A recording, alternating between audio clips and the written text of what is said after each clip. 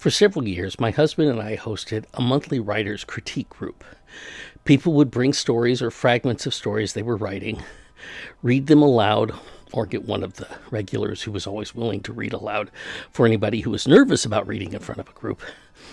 And then we would talk about what did or didn't work in a particular piece for us, make suggestions about subplots, holes, and so forth. One time, I brought a story I was working on that was set in a sci-fi space opera style setting, in which the protagonist found himself mixed up with some questionable people. The story wasn't finished, so I stopped at what was kind of a cliffhanger. And after those listening had all had a chance to make their comments, I asked a couple of questions about how I was thinking of getting the protagonist out of the situation. It involved the protagonist's computer skills, but also a bit of fast talking. Now, since this is a sci-fi setting, I had a few options for what might be technologically feasible for the character to do in the story to get out of his situation. I asked the folks which of a couple of these options I had in mind sounded most plausible given the details of the futuristic setting that had been mentioned in passing in the story thus far. One new attendee spoke up immediately and said, "I don't understand how the word plausible comes into it.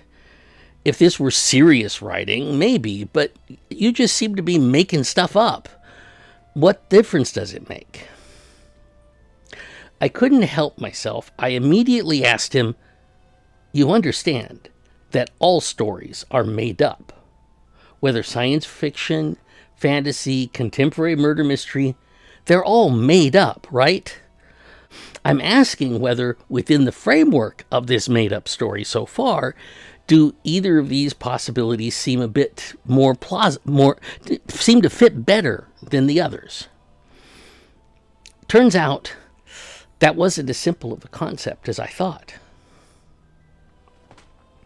Welcome to Indeterminate Infinities, where we discuss multifarious aspects of the art of game mastering. My name is Gene. In addition to being a lifelong fan of fantasy and science fiction, I'm a professional writer and information architect, and I've been DMing for 49 years. When new GMs or prospective GMs express trepidation about their ability to improvise when their players do the unexpected, advice from experienced DMs may sound like, "Oh, just make stuff up. It's not difficult." Or, "It's all just made up anyway. Just do it." The reason it isn't quite that simple is analogous to the question I posed at the writing group about my sci-fi story. You want whatever you make up to make sense within the context of the adventure you have designed for your players. It's natural to feel some anxiety about whether something you make up is going to work. You want to entertain your players and keep the game moving. It's very easy to become so fixated on being like the most entertaining DMs you've ever played with, or like the professional DMs you can watch run games on the internet. Don't let the anxiety paralyze you. As I've said in a previous video, all of those DMs you can watch online who seem so smooth and together and able to improvise incredible encounters were all, at one time, not smooth or polished at all. Give yourself permission to stumble and stutter a bit. It's how you learn to be better. And remember, the whole reason we do this is because we want to have fun with our friends. They are all there at the table with their dice and their character sheets and their apps apps or their cards because they want to have fun with you. You're there because you want to have fun with them. To repeat myself, when trying to learn to improvise when players do the unexpected, give yourself permission to be less than perfect. The next thing is take notes. I'm feeling a bit disappointed in myself that I didn't mention this in an earlier video because for as long as I can remember, I'm always taking notes.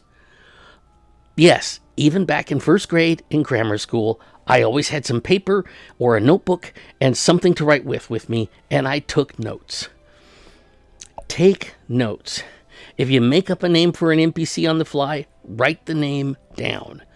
Because if you don't, the players are going to ask, maybe later in the same session, or maybe weeks later, who was that gal we talked to? If you don't take notes, there are many ways, dare I say infinitely many, where you will really wish that you had taken the notes. I suspect I'm going to be doing a video on how I take notes in the near future, but let's move on. I've already explained that one of the ways to learn to do anything is to simply try it. Make mistakes, keep trying, and do better. But that isn't the only way we learn things. If you're learning to play a musical instrument, for example, one of the things we do is practice playing scales and arpeggios. They aren't that entertaining on their own. Do, re, mi, fa, sol, la, ti, do. But as you become proficient at playing those basics, you're back to playing you're able to play other things more easily. One of the equivalents of practicing your scales is to develop some NPCs. I'm not talking about trying to invent every NPC that live in the village that your players are starting out on. Nothing that elaborate or specific. Just make up some people they might meet. Give them a name, a race. Have a very brief description and enough of a personality that you can talk in character as the NPC. You're not designing villains or mentors per se. You're designing extras. When you watch a movie and the main characters are walking through someplace and talking, you'll see other people in the background. They don't seem to be part of the story. They're just on the screen because if you're walking through a shopping center, there will be other people shopping in the shops you walk past, or groups of people chatting outside a cafe, whatever. You want to have a few of those kinds of NPCs, those extras, ready so that when, for example, your players have entered a town that they've never been to before, and one of them says, we should find an inn so that we can get something to eat before we try to find the lost tomb. And another says, okay, let's ask someone for directions to the nearest inn. If you have a few of those NPCs on index cards or a list that you've already thought about, you can just grab one and immediately fall into character. Oh yes, we have several inns in this nice town, depending on what you're looking for. That's just the closest one, that would be the Apple Barrel Lodge. That's just up the next street and around the corner. Though, I have to be completely honest, the cider there tastes... You'd probably enjoy the drink and food much better over at the Thirsty Goat. Keep going on this street until you pass the smithy. Then take the second right and you can't miss it. When they get to the inn and they want to ask the barmaid about something related to their quest, if you hadn't planned on them asking at the local tavern, pull another of your NPCs off that pile. Oh, yes!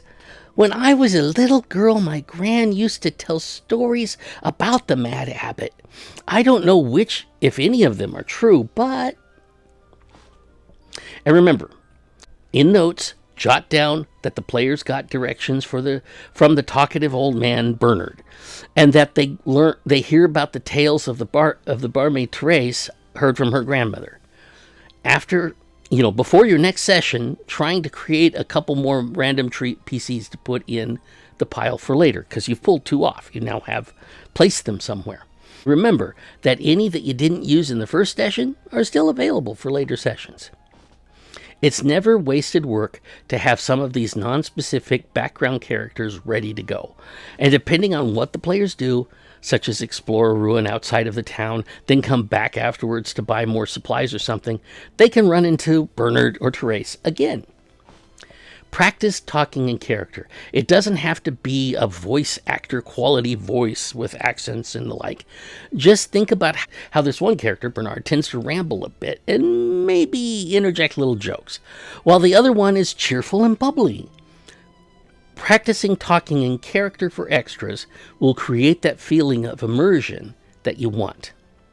and over time, you'll become more comfortable at improvising characters as the players move through your world.